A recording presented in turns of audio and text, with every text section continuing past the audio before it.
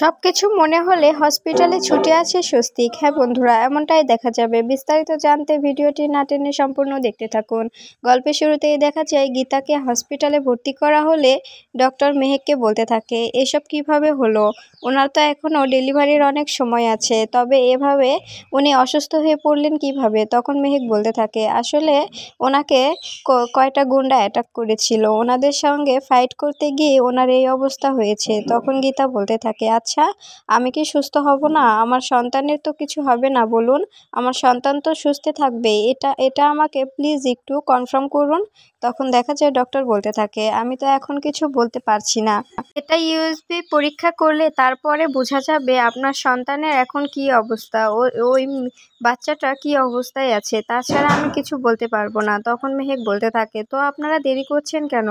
তাড়াতাড়ি তাড়াতাড়ি চেক আপটা করে নিন। তাড়াতাড়ি চেক আপ করে আমাদের বলুন বাচ্চার কি অবস্থা। আমরা তো টেনশনে এখন আমাদের অনেক খারাপ অবস্থা। আপনি প্লিজ তাড়াতাড়ি আমাদের কনফার্ম করুন যে বাচ্চাটার কিছু হয়নি তো। তখন দেখা যায় গীতা বলতে থাকে, আমার বাচ্চাকে প্লিজ বাঁচান আপনি। আপনার কাছে আমি হাত জোর করে বলছি, আমার বাচ্চাকে বাঁচিয়ে দিন। তখন ডক্টর বলতে থাকে, আচ্ছা আপনি তো এই অবস্থা, তবে আপনি এরকমটা করলেন কেন? আপনার কি শরীরে একটুও ভয় নেই? বাচ্চাটার কথা ভেবে অন্তত এসব না করতেন। তখন দেখা যায় গীতা বলতে থাকে, আমি এটা করেছি আমার সন্তানের কথা ভেবেই, তাছাড়া আমি এটা করতাম না। কারণ আমার সন্তানের পিতাকে তো আমাকে ফিরে আনতে হবে। আমি তো ওকে কথা দিয়েছি যে ওকে প্রথম ওর বাবাই কোলে নেবে। যদি আমি এই কাজটা না করতাম তবে তবে তো আমি ওর বাবাকে ওর কাছে আনতে পারতাম না। কিন্তু আমি অনেকটাই এগিয়েছিলাম। শেষ মুহূর্তে এসে কয়টা গুন্ডা এসে আমার সঙ্গে ফাইট করে। এজন্য আমি কিছুই করতে পারিনি। কিন্তু আমি হাল ছাড়বো না। আমি ওর বাবাকে ওর কাছে এনে দেবই। এরপরে দেখা যায় ডক্টর মেহেককে বলতে থাকে, আপনি রিসেপশনে গিয়ে সব ফর্ম পূরণ করে আসুন। তা না হলে কিন্তু ওনাকে কোনো চিকিৎসা করা হবে না। এরপরে মেহেক চলে আসে। এরপরে দেখা যায় ডক্টর নার্সকে বলতে থাকে, আপনার যা যা করা দরকার সবটা রেডি করুন। আর ওনার ইউএসবি পরীক্ষা করার জন্য ইউএসবি মেশিনটাও রেডি করে রাখুন। এদিকে দেখা যায় অঙ্কিত মেহেককে বলতে থাকে, কি হলো, ভেতরে কি বলছে? তখন মেহেক বলতে থাকে, গীতা বৌদির নাকি ইউএসবি পরীক্ষা করতে হবে, তা না হলে কিছু বলা যাচ্ছে না। পরীক্ষার পরেই বলা যাবে বাচ্চা কি অবস্থায় আছে। তখন অঙ্কিত বলতে থাকে, তো পরীক্ষা করছে না কেন ওরা? তাড়াতাড়ি পরীক্ষা করতে বলো। তখন দেখা যায় মেহেক বলতে থাকে, হ্যাঁ তুমি এখানে থাকো, আমি সব ফর্ম পূরণ করে দিয়ে আসি। এরপরে মেহেক অঙ্কিতকে বলতে থাকে, তুমি প্লিজ একটু বাড়িতে ফোন করে জানিয়ে দাও। আমি যদি ফোন করি তবে পাপ্পা আমাকে অনেক বকাবকি করবে, কিন্তু তুমি তো জামাই, তোমাকে কিছু বলতে পারবে না। এরপরে অঙ্কিত ইলিনকে ফোন করে। ইলিন ফোন ধরেই বলতে থাকে, তোমাদের তো অনেকক্ষণ হলে খোঁজা হচ্ছে, তোমরা তো বললে বেরিয়েছো, কিন্তু কোথায় গেছো? জেঠুমনি কিন্তু অলরেডি একবার জিজ্ঞেসও করেছে। জেঠুমনি কিন্তু খোঁজাখুঁজি করা শুরু করে দিয়েছে। তোমরা প্লিজ তাড়াতাড়ি বাড়িতে ফিরে এসো, আমি কিন্তু এদিকটা সামলাতে পারছি না। তখন দেখা যায় অঙ্কিত বলতে থাকে, ইলিন এদিকে একটা ঘটনা ঘটে গেছে, আমরা হসপিটালে। এই কথাটা শুনে ইলিন চমকে যায় আর বলতে থাকে, কি বলছো এসব? হসপিটালে মানে? তখন দেখা যায় অঙ্কিত বলতে থাকে, হ্যাঁ এই যে আমরা বস্তিতে গিয়েছিলাম, ছোটদাকে নিয়ে বস্তিতে গিয়েছিলাম যাতে ওর সবটা মনে পড়ে। আমরা সব কাজ ঠিকভাবে এগোচ্ছিল, ঠিক তখনই কয়টা গুন্ডা এসে গীতা বৌদির উপর অ্যাটাক করে। এরপরে গীতা বৌদি ওদের সাথে ফাইট করলে গীতা বৌদি অসুস্থ হয়ে পড়ার পরেই আমরা ওকে হসপিটালে নিয়ে এসেছি। এরপরে ইলিন চিৎকার করে বাড়ির সবাইকে ডাকতে থাকে। তখন অগ্নিজিৎ এসে বলতে থাকে, কি হয়েছে? তুই এভাবে চিৎকার করছিস কেন? কি হয়েছে বল? তখন ইলিন কান্না করতে শুরু করে আর বলতে থাকে, জানো জেঠুমনি, গীতা বৌদি স্বস্তিকদাকে নিয়ে মেহেক ও অঙ্কিত ওদেরকে নিয়ে সবাইকে নিয়ে বস্তিতে গিয়েছিল স্বস্তিককে সবকিছু মনে করানোর জন্য। ঠিক তখনই কয়টা গুন্ডা এসে তাকে অ্যাটাক করে। এরপরে গীতা বৌদি গুন্ডাগুলোর সাথে ফাইট করলে গীতা বৌদি অসুস্থ হয়ে পড়ে। এরপরে মেহেক ও অঙ্কিত গীতা বৌদিকে নিয়ে হসপিটালে অ্যাডমিট করে। ওখানে ওরা বলেছে ইউএসবি না করলে নাকি কিছুই বলা যাবে না। এরপরে ছোটকা বলতে থাকে, দে ফোনটা আমাকে দে, দেখি আমি কথা বলি তো কি হয়েছে। এরপরে দেখা যায় অঙ্কিত মেহেকের কাছে ফোনটা দিয়ে দেয়। ছোটকার সঙ্গে মেহেক কথা বলতে শুরু করে। তখন মেহেককে ছোটকা বলতে থাকে, কি হয়েছে সবটা আমাকে খুলে বল, ভয় পাস না, সবটা ঠিক হয়ে যাবে। তখন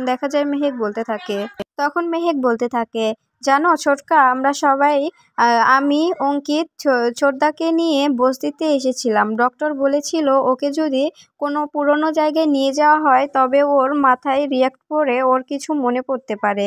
এই কথাটা আমি গীতা বৌদিকে বলেছিলাম। পরে গীতা বৌদি আমার কথায় সম্মতি জানিয়ে ছোটদাকে নিয়ে সেখানে গিয়েছিল। এরপরে আমরা তিনজন মিলে ওকে মনে করানোর চেষ্টা করি। সবটা মনেও করছিল। ছোটদার অনেক কিছু মনে পড়ে যাচ্ছিল, প্রায় প্রায় মনে পড়তো। ঠিক তখনই দেখা যায় কয়টা গুন্ডা এসে গাড়ি থেকে নেমে গীতা বৌদির মাথায় আঘাত করে। তখন গীতা বৌদি মাটিতে লুটিয়ে পড়ে। এরপরে যখন গীতা বৌদিকে আবার আঘাত করতে যাবে তখন গীতা বৌদি উঠে বসে ওদের সঙ্গে ফাইট করে। ফাইট করার এক পর্যায়ে যখন গুন্ডাগুলো পালিয়ে যায় তখন গীতা বৌদি অসুস্থ হয়ে পড়ে।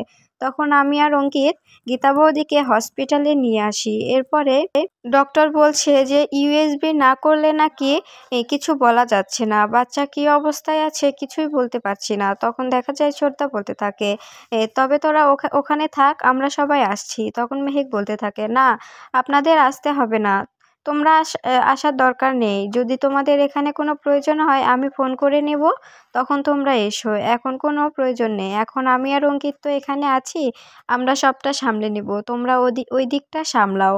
আর দেখো ছোটদা বাড়ি ফিরেছে কিনা, কারণ ছোটদার অবস্থাও খারাপ ছিল। ছোটদার অনেক কিছু প্রায় মনে পড়তে যাচ্ছিল। এরপরে দেখা যায় প্রলয় উপরে চলে যায় আর স্বস্তিককে টানতে টানতে নিচে নিয়ে আসে। তখন দেখা যায় টিপ বলতে থাকে, আপনারা এভাবে টানছেন কেন, কি বলতে চাচ্ছেন?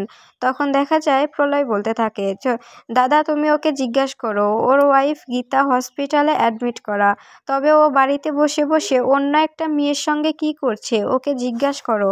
তখন টিপ বলতে থাকে, গীতা হসপিটালে মানে গীতার কি হয়েছে? তখন ছোটকা বলতে থাকে, কি হয়েছে মানে গীতাকে তো অ্যাটাক করা হয়েছে, তুমি মনে হয় জানো না, ন্যাকামি করছো। আমার তো মনে হয় এসবের পেছনে তুমিই আছো, বড়লোক বাড়ির মেয়ে বলে কথা, তো আমার তো মনে হচ্ছে সব কিছুর মধ্যে তুমি জড়িত আছো। তখন টিপ বলতে থাকে, মুখ সামলে কথা বলবেন, আমি বড়লোক বাড়ির মেয়ে, আমি অসভ্য হতে পারি কিন্তু আমি এগুলোর মধ্যে কখনোই জড়িত থাকি না, আমার এরকম মন মানসিকতা কখনোই ছিল না। কিন্তু আপনারা যেরকম শুরু করেছেন এখন মনে হচ্ছে আমাকে এরকম মন মানসিকতা তৈরি করতে হবে, তা না হলে তো আপনারা আমাকে স্বস্তি মতো থাকতে দিচ্ছেন না, আমার স্বামীর সঙ্গে আমাকে সংসার করতে দিচ্ছেন না। এবার মনে হচ্ছে আমাকে এসব পরিকল্পনাই করতে হবে। এরপরে স্বস্তিক বলতে থাকে, আপনারা এসব বলছেন কেন? আমি তো সঞ্জয়, আমি তো ওর হাজব্যান্ড নয়, তবে আমি ওখানে যাব কেন? আমি তো ওর হাজব্যান্ড নয়, আমার ওয়াইফ টিপ, আমি টিপের হাজব্যান্ড। তবে আপনারা কেন বলছেন যে ও হসপিটালে, আমি এখানে কি করছি? আমি তো আমার ওয়াইফের সঙ্গেই আছি, আমি ওখানে যাব কেন? আর আপনাদের তো পুত্রবধূ, তবে আপনারা বাড়িতে কি করছেন? আপনারা তো ওখানে যেতে পারেন। স্বস্তিকের এমন কথা শুনে প্রলয় রেগে যায় আর বলতে থাকে, তোকে একটা ঠাসিয়ে চড় মারবো, তুই বুঝতে পারছিস না তোকে আমি কি বলছিস? তুই মনে করার চেষ্টা কর, ও তোর ওয়াইফ, তোর ওখানে যাওয়া উচিত, ওর পাশে এখন তোকে দাঁড়াতে হবে। তুই এক্ষুনি হসপিটালে চলে যা। কিন্তু স্বস্তিক কোনোভাবে কথা শুনে না। তখন ইলিনিশা বলতে থাকে, ভাইয়া তোকে হাত জোর করে বলছি তোরা ওখানে যা, গীতা বৌদির তোকে এখন অনেক প্রয়োজন, তুই ওখানে যা, প্লিজ যা, তুই এমন করিস না। তুই যদি ওখানে না যাস গীতা বৌদি কিন্তু অনেক ভেঙে পড়বে, তুই যদি যাস গীতা বৌদির নিজের অনেক জোর হবে, অনেক শক্তি পাবে। তখন দেখা যায় অগ্নিজিৎ এসে বলতে থাকে, তোমাকে আমি হাত জোর করে বলছি, আমি তোমার বাবা হয়ে তোমার কাছে হাত জোর করছি, প্লিজ তুমি তোমার ওয়াইফের কাছে যাও। তখন দেখা যায় সঞ্জয় বলতে থাকে, আমার ওয়াইফ মানে? আমার ওয়াইফ তো আমার সামনেই দাঁড়িয়ে আছে, এই যে টিপ। তখন দেখা যায় অগ্নিজিৎ বলতে থাকে, ওটা তোমার ওয়াইফ নয়, আমি তোমাকে বারবার বলছি তুমি সঞ্জয় নয়, তুমি স্বস্তিক, তুমি কেন বুঝতে পারছো না? তখন দেখা যায় সঞ্জয় বলতে থাকে, আমি তো আপনাকে বারবার বলছি আমি আমি স্বস্তিক নয়, আমি সঞ্জয় লাহিড়ী, আপনারা কেন বুঝতে পারছেন না? তখন টিপ বলতে থাকে, আপনারা কিন্তু মিছিমিছি আমাদের সঙ্গে ঝামেলা করছেন, আমাদের কিন্তু এসব আর ভালো লাগছে না, আমরা কিন্তু এ বাড়ি থেকে চলে যাব। তখন অগ্নিজিৎ বলতে থাকে, কোথায় যাবে তুমি শুনি, কোথায় যাবে? কোথাও যাওয়া হবে না যতক্ষণ না তুমি যে মানে শর্ত দিয়েছিলে সেই শর্তটা পূরণ হয়, ততক্ষণ তুমি কোথাও যেতে পারবে না। তখন ইলিনা ঋষা বলতে থাকে, সত্যি তো, যতক্ষণ আমাদের ভাইয়া নিজের ওয়াইফ কে চিনে নেবে ততক্ষণ তুমি কোথাও যেতে পারবে না, ও যাকে বেছে নেবে সেই ওর সঙ্গে থাকবে, ও তো আর নিজের ইচ্ছায় এখনো কাউকে বেছে নেয়নি, তাই না? তুমি এখান থেকে কোথাও যেতে পারবে না। তখন অগ্নিজিৎ এসে স্বস্তিককে বলতে থাকে, বাবা তোকে আমি ভালো করে বলছি, তোকে আমি হাত জোড় করছি, প্লিজ তুই তুই একবার স্বীকার কর যে তুই সঞ্জয় নয়, তুই স্বস্তিক। কিন্তু স্বস্তিক কোনোভাবেই স্বীকার করে না। স্বস্তিক চিৎকার করে বলতে থাকে, আপনারা কেন বুঝতে পারছেন না? আমি স্বস্তিক নয়, আমি সঞ্জয়। তখন টিপ বলতে থাকে, আপনারা কি জোর করে আপনাদের মুখের কথা ওর মুখে বসিয়ে দিতে চাচ্ছেন? বুঝলাম না তো। তখন দেখা যায় টিপ আবার বলতে থাকে, আপনাদের দেখে মনে হচ্ছে আপনারা জোর জবরদস্তি করে ওর আপনাদের মুখের কথা ওর মুখে বসিয়ে দেবেন, এটাই তো আমার মনে হচ্ছে। তখন দেখা যায় ইলিন বলতে থাকে, তুমি কিন্তু আমাদের ফ্যামিলি ম্যাটারে কথা বলছো, তুমি আমাদের ফ্যামিলি ম্যাটারে কথা বলতে পারো না। তখন টিপ বলতে থাকে, আপনাদের ফ্যামিলি ম্যাটার হলে তো কথা বলতাম না, কিন্তু এখানে তো আমার হাজবেন্ডকে নিয়ে কথা উঠেছে, আর আমার যে ওর সঙ্গে বিয়ে হয়েছে এটাতে তো আপনারা সাক্ষী, আপনাদের সামনে তো বিয়ে হয়েছে, আপনারা তো দেখেছেন যে আমার আর সঞ্জয়ের বিয়ে হয়েছে। তবে তবে কেন আপনারা এরকম করে জবরদস্তি করছেন? তখন ইলিনিশা বলতে থাকে, শর্তটা কিন্তু তুমিই দিয়েছিলে, শুধু গীতা বৌদি হ্যাঁ বলেছিল।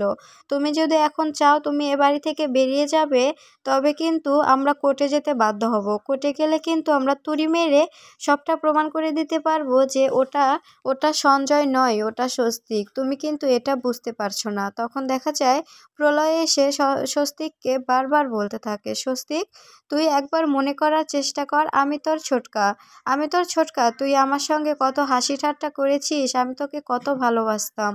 তুই কি বুঝতে পারছিস না? আমার কথা তোর একটুও মনে পড়ছে না?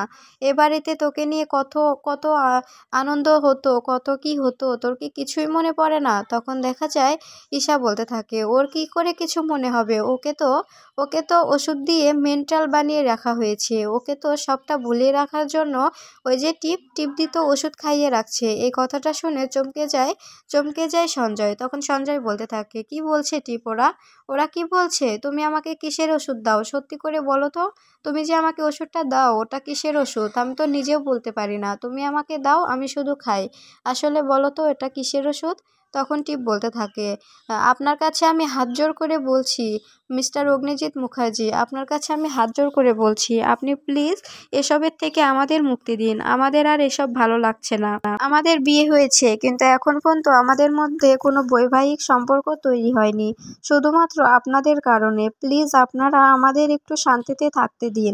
আপনাদের জন্য আমরা আমরা কিছুই করতে পারছি না। নিজেদের মধ্যে আমাদের অশান্তি সারাক্ষণ থেকেই যাচ্ছে। ও ওর ওর একটা অসুখ আছে, সেই অসুখটা বারবার জেগে যাচ্ছে শুধুমাত্র আপনাদের কারণে। এরপরে সঞ্জয় এসে টিপকে বলতে থাকে, টিপ তুমি বলো তো আমার সত্যি আইডেন্টিটা কি? তখন টিপ বলতে থাকে, আমি তো তোমাকে বারবার বলেছি তোমার আইডেন্টি তুমি সঞ্জয় লাহিড়ী, তোমার বাবা সত্যেন্দ্র লাহিড়ী, তোমার মা প্রিয়া লাহিড়ী, আর আমি তোমার ওয়াইফ টিপ লাহিড়ী। তখন দেখা যায় অগ্নিজিৎ বলতে থাকে, ওর পরিচয় ও তোমার কাছে জিজ্ঞাসা করছে কেন? এটা তো ভাবার কথা। ওর পরিচয় ও নিজে তোমাকে বলবে, কিন্তু তোমার কাছে ও জিজ্ঞেস করছে কেন? তার মানে তো বোঝা যাচ্ছে যে আসলে ও স্বস্তিক, আর তুমি ওকে সঞ্জয় বানিয়ে রেখেছো। তখন দেখা যায় প্রলয় বলতে থাকে, আমাদের কাছে প্রমাণও আছে যে তুই স্বস্তিক, দেখবি। এরপরে ইলিন আর ঈশাকে বলতে থাকে, এই যা তো দাদার চেম্বারে একটা ফাইল আছে, ফাইলটা নিয়ে আয়। এরপরে ইলিন ফাইলটা নিয়ে এসে স্বস্তিকের হাতে দেয়। স্বস্তিক ফাইলটা দেখে বলতে থাকে, আসলেই তো এখানে তো সবটা দেখা যাচ্ছে যে এটা আমি স্বস্তিক। আচ্ছা টিপ বলো তো, সত্যি করে বলো, আসলে আমি কে? আমি তো কিছুই বুঝতে পারছি না। তুমি বলছো আমি সঞ্জয়, আর ওরা বলছে আমি স্বস্তিক, কিন্তু প্রমাণ তো বলছে আমি স্বস্তিক, কিন্তু আমার কিছু মনে পড়ছে না কেন? এটার পিছনের রহস্য কি? তুমি আমাকে প্লিজ বলো। তখন দেখা যায় টিপ বলতে থাকে, আপনারা কিন্তু এখন সঞ্জয়কে আমার কাছ থেকে কেড়ে নেওয়ার জন্য এসব করছেন, আমি কিন্তু থানায় যেতে বাধ্য হব। তখন প্রলয় বলতে থাকে, যাও না, থানায় যাও, থানায় গেলে তুমিই তো ফেঁসে যাবে, আমাদের কিছু হবে না, কারণ ও তো সঞ্জয় নয়, ওই স্বস্তিক। তুমি থানায় যাও, গেলে তো আমরাই জিতে যাব, তুমি তো ফেঁসে যাবে। কোর্টে চলো, আমরা তো এটাই চাই যে তুমি কোর্টে যাও। কিন্তু তুমি তো চালাকি করে এই যে ছক কষে গীতাকে এই প্রস্তাবটা দিয়েছিলে, আর গীতা বোকার মতো সবটা মেনে নিয়েছিল। তখন ঈশা বলতে থাকে, ও তো আর জানেনি যে নিজের জালে নিজেই ফেঁসে যাবে। ও ভেবেছিল এভাবে ও বাজিমাত করে চলে যাবে। ও কখনোই ভাবতে পারেনি যে ও নিজের জালে নিজে ফেঁসে যাবে। এই জন্যই তো এই প্রস্তাবটা দিয়েছিল, কিন্তু এখন বুঝতে পারছে যে ও ফেঁসে যাবে, এই জন্যই তো পালানোর চেষ্টা করছে। তখন দেখা যায় প্রলয় বলতে থাকে, হ্যাঁ তাই তো, আমারও তো মনে হচ্ছে এটাই। আমার তো এটাও মনে হচ্ছে যে গীতাকে যে অ্যাটাক করা হয়েছে এটার পিছনেও টিপ আছে। তখন দেখা যায় অগ্নিজিৎ বলতে থাকে, তুমি প্লিজ ওকে বোঝাও। আর তুমি একটা মেয়ে হয়ে আরেকটা মেয়ের ঘর এভাবে ভেঙো না। তোমাকে আমি হাত জোড় করে বলছি, তুমি প্লিজ একটা মেয়ে হয়ে আরেকটা মেয়ের ঘর এভাবে ভেঙো না। ওই মেয়েটার পেটে বাচ্চা, ওর তো একটা ভবিষ্যৎ আছে। আর তোমার তো জীবনটা এখনও সারা জীবন পড়ে আছে। তুমি তো এখনও ওর সঙ্গে জীবনই শুরু করোনি। তুমি নিজের লাইফটা নিজে সুন্দর করে গুছিয়ে নিতে পারবে। তারপরে টিপ বলতে থাকে, আমি এসব কিছু কিছু জানি না। ও আমার হাজবেন্ড সঞ্জয় লাহিড়ী, আর গীতার হাজবেন্ড মৃত। গীতার কোনো হাজবেন্ড নেই, গীতার বেবিরও কোনো বাবা নেই। আমি এটা কোনোভাবে কোঅপারেট করতে পারবো না। আমি আমার স্বামীকে কখনোই অন্য কোনো মেয়ের কাছে দিতে পারবো না। তখন দেখা যায় সঞ্জয় বলতে থাকে, আমার প্রচণ্ড খারাপ লাগছে টিপ, চলো আমরা উপরে যাই। এই বলে টিপ সেখান থেকে সঞ্জয়কে নিয়ে চলে যায়। এরপরে কৃপান গুন্ডাদের ফোন করে, কিন্তু গুন্ডারা কেউ ফোন রিসিভ না করলে কৃপান ভাবতে থাকে হয়তো কাজটা হয়ে গেছে। এদিকে দেখা যায় গিনি একা একা ঘরে বসে থেকে বলতে থাকে, অপদার্থ কোথাকার, নিজেও একটা অপদার্থ, গুন্ডাগুলো পাঠিয়েছে সেগুলো অপদার্থ, যেটা করতে বলেছি সেটা করতে পারেনি। এত বড় একটা সুযোগ কিভাবে হাতছাড়া করলো বুঝতেই পারলাম না। এই কাজটা যদি আমি পাঠাতাম লোক তবে হয়তো ভালো হতো। এদিকে দেখা যায় কৃপান গিনিকে ফোন করে, গিনি ফোনটা রিসিভ করে বলতে থাকে, কি হয়েছে অপদার্থ একটা, ফোন করেছো আমাকে কেন? তখন কৃপান বলতে থাকে, আমার মনে হচ্ছে কি কাজটা হয়ে গেছে। আমি ওই গুন্ডাগুলোকে ফোন করলাম, কিন্তু গুন্ডাগুলো ফোন ধরলো না। মনে হয় গীতাই লেলবির ভবলীলা সাঙ্গ করে দিয়েছে। তখন দেখা যায় গিনি বলতে থাকে, চুপ করে থাকো, তোমাকে দিয়ে কোনো কাজ হবে না, অপদার্থ কোথাকার। এদিকে দেখা যায় প্রলয় হসপিটালে আসে আর গীতাকে বলতে থাকে, এসবের পিছনে কে থাকতে পারে? তোমরা যখন বাড়ি থেকে বেরিয়েছিলে তখন কি কেউ ছিল? তখন দেখা যায় অঙ্কিত বলতে থাকে, আমরা যখন বেরিয়েছিলাম তখন তো গিনি বৌদি বলেছিল কোথায় যাচ্ছ। আমি বলেছিলাম যে আমরা বস্তিতে যাচ্ছি। একমাত্র গিনি বৌদি জানতো। এইদিকে দেখা যায় এই কথাটা শুনে প্রলয় বলতে থাকে, তার মানে এসবের পিছনে গিনি আছে, গিনি সবটা জানে। আর টিপ আছে কিনা এটা আমাদের জানতে হবে।